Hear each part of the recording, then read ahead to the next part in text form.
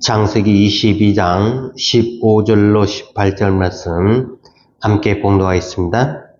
여호와의 사자가 하늘에서부터 두 번째 아브라함을 불러 이르시되 여호와께서 이르시기를 내가 나를 가리켜 맹세하노니 내가 이같이 행하여 내 아들 내 독자도 아끼지 아니하였은즉 내가 내게 큰 복을 주고 내 씨가 크게 번성하여 하늘의 별과 같고 바닷그 모래와 같게 하리니 내 씨가 그 대적의 성문을 차지하리라. 또 내 씨로 말미암아 천하 만민이 복을 받으리니 이는 내가 나의 말을 준행하였음이니라 하셨다 하니라. 아멘. 우리는 지난 2주에 걸쳐서 욥기의 내용을 살펴보았었죠. 그 내용은 신앙은 의존이고 의존은 곧 순종이다라고 하는, 어떻게 보면은 우리가 가지고 있는 의존에 대한 의식, 순종에 대한 선지식을 가지고 우리가 하나님의 말씀을 받기 때문에 이걸 역사적으로 가르치고 행하라고 하면은 80~90%가 기복주의가 된다는 것을 우리는 볼 수가 있습니다. 복을 추구하고 그 복을 우리 인간이 하나님에게서 원하는 그러한 기복주의를 이야기를 하는 거죠. 기복주의 자체가 문제가 있지만은 그 기복주의의 마지막이 뭐냐면은 하나님이라고 하는 신에게 부패한 인간이 무언가를 잔뜩 기대를 하고 그 기대에 부풀려 가지고 그 기대에 대한 해결자로서의 하나님을 상상하고 사변적으로 추측을 하고 가설을 세우고 그런 신을 참된 신이라고 여기게 된다라고 하는 것입니다. 그래서 기복주의가 단순한 기복주의가 아니라 하나님을 우리 인간이 오염시키는, 우리 인간의 생각을 가지고 잘못 그리고 있는 그것 때문에 우리는 하나님을 오해를 하게 되는 것이죠. 그래서 정말 힘들고 어려울 때, 하나님밖에 의지할 곳이 없을 때 그 하나님을 믿고 나아왔는데 하나님이 나의 기도를 응답하지 않으신다. 그럴 때 우리는 하나님에 대한 그 기대를 잔뜩 가지고 나아왔는데 이런 우리의 기대에 일치하지 않은 하나님을 우리가 볼 때 우리는 거기에서 실망을 하게 된다라고 하는 것이죠. 우리가 요구하는 것, 우리가 원하는 것이 내 마음대로 되지 아니할 때 우리는 하나님에 대한 원망과 실망이 겹치면서 사람을 향한 원망과 불평으로 우리들은 나아간다라고 하는 것입니다. 그렇기 때문에 우리가 신앙 생활을 한다라고 하는 것은 놀랍게도 우리의 생각에 의해서 우리가 알고 있는, 우리가 생각하고 있는, 내가 원하는 것이 내 마음대로 되지 아니할 때 우리는 거기에 대해서 화를 내고 거기에 대해서 불평을 하는, 이것은 올바른 신앙이다라고 말을 할 수 있을까라고 스스로 물어볼 수 있는 것이죠. 성경은 놀랍게도 예수 그리스도를 통해서 말씀하시는 하나님이 예수 안에서 뭔가 우리들에게 말씀을 하고 계시는데 우리들의 기대와 달리 하나님의 무능함과 무지함과 연약함과 고통, 고뇌, 통증, 순환, 아픔 이러한 것들이 상당 부분 성경에 나온다라고 하는 것이죠. 그래서 우리 인간이 생각하기를 하나님이 어떻게 우리 인간보다 더 무능할 수 있느냐? 하나님이 어떻게 우리 인간보다 더 무지할 수 있느냐? 하나님이 어떻게 우리 인간보다 더 연약할 수 있느냐라고 하는 그러한 질문을 수없이 던지게 되지요. 하나님이 어떻게 십자가에 달려서 돌아가실 수 있느냐? 그런데 알고 보면은 우리 자신이 문제가 있다는 사실을 우리는 알지를 못하지요. 이런 문제를 제기하면서 당연히 그럴 수가 없다라고 우리는 생각을 합니다. 하나님이 예수를 다시 일으키셨기 때문에 하나님이 전능하시다라고 우리는 스스로 그렇게 믿는 것입니다. 하나님은 당연히 전능하신 분이다를 넘어서 하나님은 마땅히 우리보다도 힘이 센 전능하신 분이어야 한다라고 하는 그러한 기대를 잔뜩 가지고 있다라고 하는 이야기죠. 그래서 하나님은 전지하시다, 하나님은 전능하시다라고 하는 하나님을 강조하는데 이러한 말을 하는 우리 인간의 생각이 사실은 우리 자신이 원하는 그 사상을 반영하고 있다라고 그렇게 봐도 무방합니다. 우리가 무능하기 때문에, 우리가 무지하기 때문에, 우리가 능력 없다는 사실을 반증하고 있다라고 하는 것이죠.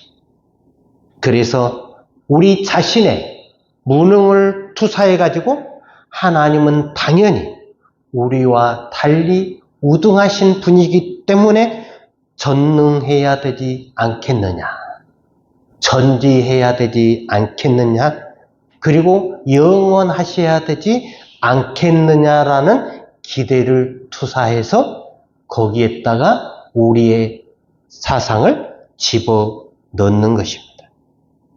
지난번에 욥을 놓고 사탄이 믿는 신앙과 욥을 믿으시는 하나님의 신앙에 대해서 조금 언급을 했었지요. 궁극적으로 참된 신앙이라고 하는 것은 하나님을 아버지로 믿으시는 예수의 신앙을 본받아야 하는데 예수의 신앙이라고 하면은 조금 생소한 느낌이 들기도 합니다. 어떻게 하나님이신 예수가 아버지를 신앙할 수 있느냐라고 하는 의문을 가질 수가 있지요. 이 문제는 다음에 차근차근 이야기할 기회가 있을 줄로 압니다. 오늘 본문에 보면은 아브라함이 이삭을 바치는 사건이 나오지요. 아브라함에게 하나님이 나타나셔서 네 자식을 바치라라고 이야기를 하셨지요. 하나님께 번제로 자식을 바치라라고 하는 게 이게 아브라함에게 있어서 진정한 믿음이냐라는 생각을 하게 됩니다.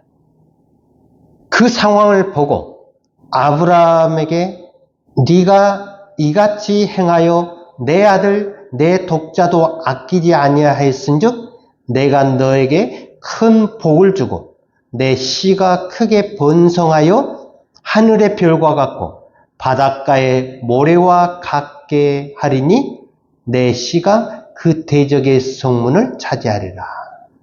또 내 씨로 말미암아 천하 만민이 복을 받으리니 이는 내가 나의 말을 준행하였음이니라.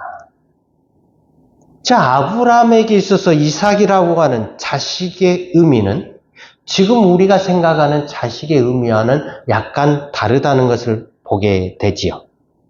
왜냐하면 여기에는 방금 본문에 봤던 것처럼 영적인 의미가 담겨져 있기 때문에 그렇습니다.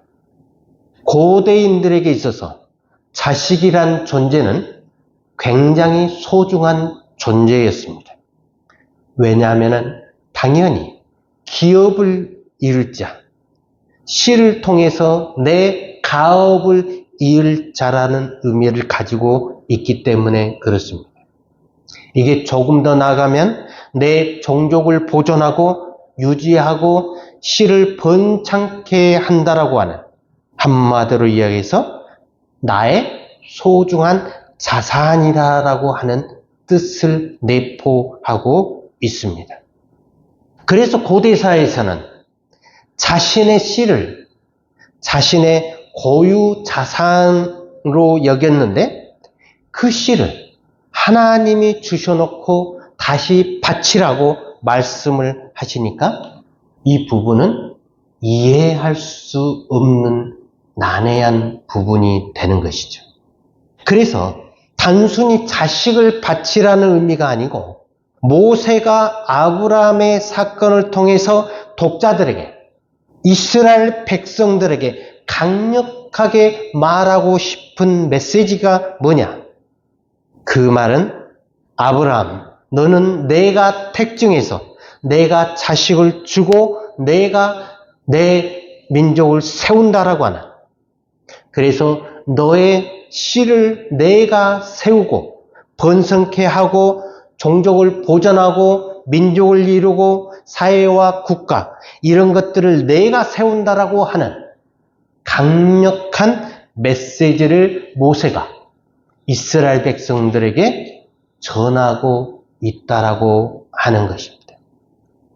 아브라함의 후손들이 나중에 이스라엘이라고 하는 가시적인 국가를 건설해서 하나님의 통치를 직접 받고 사는 꿈을 꿨다라고 볼 수가 있지요. 그래서 여기에 나오는 씨라고 하는 개념은 단순히 내 종족만을 의지하지 않고 우리 인간의 리비도에서 요구하는 성욕, 이 종족 보존의 역할뿐만 아니라 같은 씨로 모이게 되면은 민족, 사회, 국가라는 형태로 발전을 하게 되는 것이죠. 이런 국가를, 나라를 하나님이 직접 유지하고 세우시고 확장해 나가신다라고 하는 이 강렬한 메시지를 모세가 이스라엘 백성들에게 하고 싶었다라고 볼 수가 있는 것입니다. 그래서 아브라함, 네 마음대로 씨를 뿌리고 네 마음대로 종족을 세우는 것이 아니라 하나님이 하신다라고 하는 말을 지금 하고 있는 것입니다. 그래서 모세는 이 히브리 백성들이 하나님을 원망하지 아니하고 의존하고 모여서 잘 살기를 바랬다라고 볼 수가 있지요. 그 하나님이 우리들에게 이적을 행하지 않았느냐? 하나님이 우리에게 기사를 베풀지 않았느냐? 은혜를 베풀지 않았느냐? 너희들은 가나안 땅에 들어가서 오직 이 하나님만을 의지하고 우상을 멀리하고 하나님께만 예배하라라고 그렇게 신신당부했던 모세의 말을 우리가 되새겨 볼 필요가 있습니다. 그래서 이런 점에서 자연스럽게 나온 것이 하나님은 의존하는 것이고 이런 의존이 바로 신앙하는 것이다 라고 하는, 그래서 구약의 성경을 보면 구약의 지도자들이 이들에게 나타난 보편적인 인생관이 바로 하나님을 의존하는 것이다 라는 것을 우리가 보게 되지요. 그래서 하나님으로부터 의존함으로 말미암아 복을 받는 그 복은 궁극적으로 풀어서 설명을 하면은 먹는 문제, 그리고 성욕의 문제. 오늘 아브라함에게 복을 주신 문제도 동일한 문제였습니다. 또한 이를 넘어서서 권력과 능력과 에너지와 정력, 이런 것들을 의미한다라고 볼 수가 있습니다. 이런 것들을 현대 학문적으로 보면은 우리 인간의 리비도의 산물이다라고 이야기를 합니다. 이 리비도의 산물은 우리 인간 스스로 채울 수 없기 때문에 우리 인간을 넘어서는 초자연적인 힘을 가지신 절대자이신 신을 통해서 얻는 것이 가장 적합하다라고 하는, 그래서 그 신을 의존하는 것, 이것을 신앙이다라고 이야기를 하고 있다라고 하는 것입니다. 어떻게 보면 신앙은 하나님 자신이 아니라 하나님이 가지고 있는 능력, 하나님이 가지고 있는 힘, 권세, 파워, 전능함, 이런 속성들을 갈구하고 희구하는 일종의 의존이었다라고 봐야 한다라고 하는 것이죠. 이걸 정확하게 말을 하면 구약의 저자들이 말하고 싶어 한 것은 인간을 믿는 하나님의 신앙을 말하고 싶은데, 이것이 여러 가지 역사적인 사실들로 인해서 밑바닥에 깔려 있는 것을 파악하기가 쉽지 않다라고 하는 것이에요. 그러니까 하나님을 의지하되 하나님 자신을 전적으로 의지해야 마땅한데 이것을 찾기가 쉽지 않다. 그러다 보니까 하나님이 가지신 능력이나 파워나 권세나 힘을 의존하게 되는데, 이러한 권세를 의존하는 것과 이런 권세를 가지신 하나님을 의존하는 것과는 전혀 다르다라고 하는 것이에요. 그래서 이 구약에서는 이게 파묻혀 있고 잘 드러나지 않고 있기 때문에 이 하나님에 대한 그 신앙은 어떻게 보면은 감추어진 비밀이 되어버린 것이죠. 그러니까 신약에 넘어와서 죄인을 사랑하시는 하나님의 그 믿음, 그것을 예수의 신앙에서 찾기가 쉽지 않다. 왜냐하면은 그게 구약에 감춰져 있기 때문에 신약에서 예수의 신앙을 찾아야 되는데 그게 너무나 어렵다. 왜 그러느냐?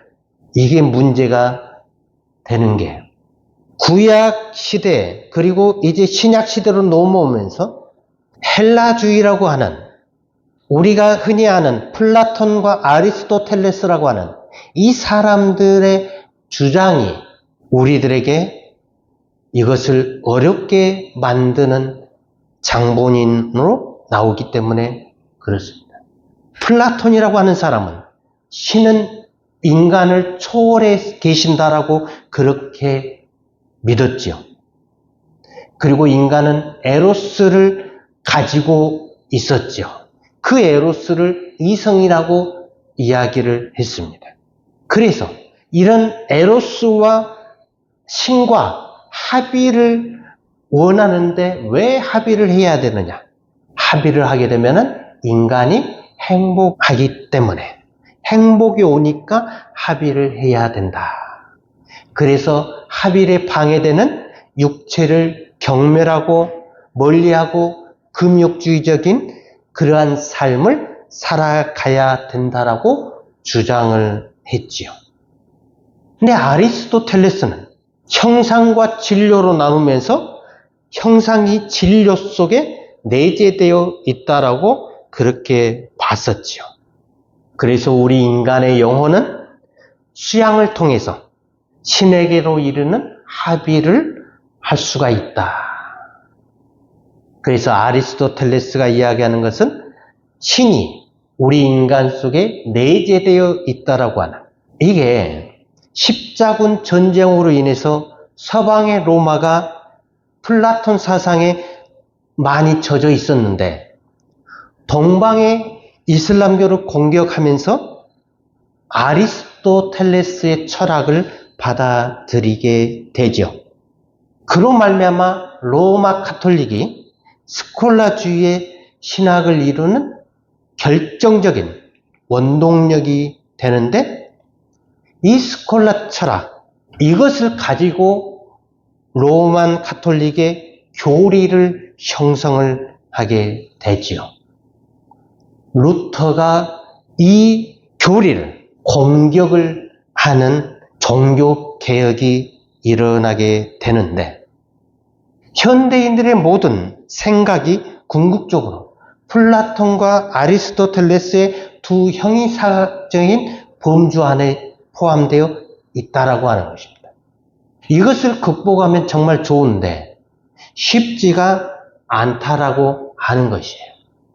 이들의 사상에 영향을 받아서 초월주의니 내재주의니 하는 그러한 것들이 나오게 된 것이죠. 근데 이러한 플라톤과 아리스토텔레스의 문제점들을 혼합을 시킨 사람이 바로 플로티누스라고 하는 사람인데, 이 사람이 아가페라는 개념을 가져와서 이야기를 하는데, 이 사상을 그대로 아우구스티누스, 즉 어거스틴이라고 하는 사람이 그대로 받아가지고 기독교의 교리와 접목을 시키면서 문제가 심각하게 만들어지죠. 그래서 어거스틴에 의해서 훗날에 스콜라 철학의 행위신학과 공로신학이 완성되게 하는 단초를 제공을 하게 되는데, 이게 바로 헬라 철학에서 등장한 것이 우리 인간은 신에게 의존해야 한다라고 하는 개념이 등장을 또 하게 되는 것이죠. 그래서 아가페든 에로스든 신에게 절대적으로 의존해야 된다라고 하는, 이것이 기독교 신앙과 맞물리면서 변질을 하게 되었다. 이거는 자연스럽게 몇천 년에 걸쳐서 형성이 된 것이다 라고 하는 것입니다. 이 사상에 대항하여 나타난 것이 바로 종교개혁입니다. 그래서 종교개혁은 우리가 철학적으로 알고 있는 하나님을 의존하는 것이 곧 신앙이다라고 하는 그것을 깨부수기 위해서 나타난 것이 종교개혁입니다.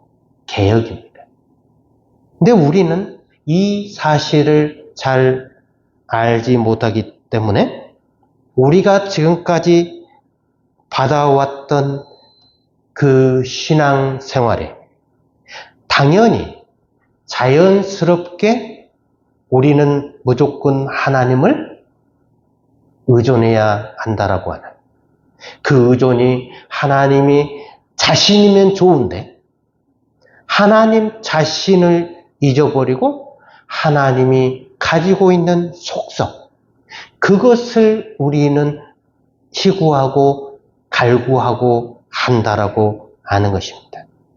그래서 우리가 개혁교회는 꾸준하게 개혁되어야 한다라고 하는 점입니다. 신앙이 의존이고 의존이 순종이다라고 하는 이것은 잘못된 신앙관이다라고 하는 사실을 우리가 이해를 하고 받아들여야 합니다. 오직 하나님 자신을 의존하는, 그래서 하나님에게서 아무것도 기대하지 아니하고 오직 하나님 자신을 우리가 믿고 순종하는 그 신앙이 우리에게 필요하다라는 사실을 말씀드리고 싶습니다.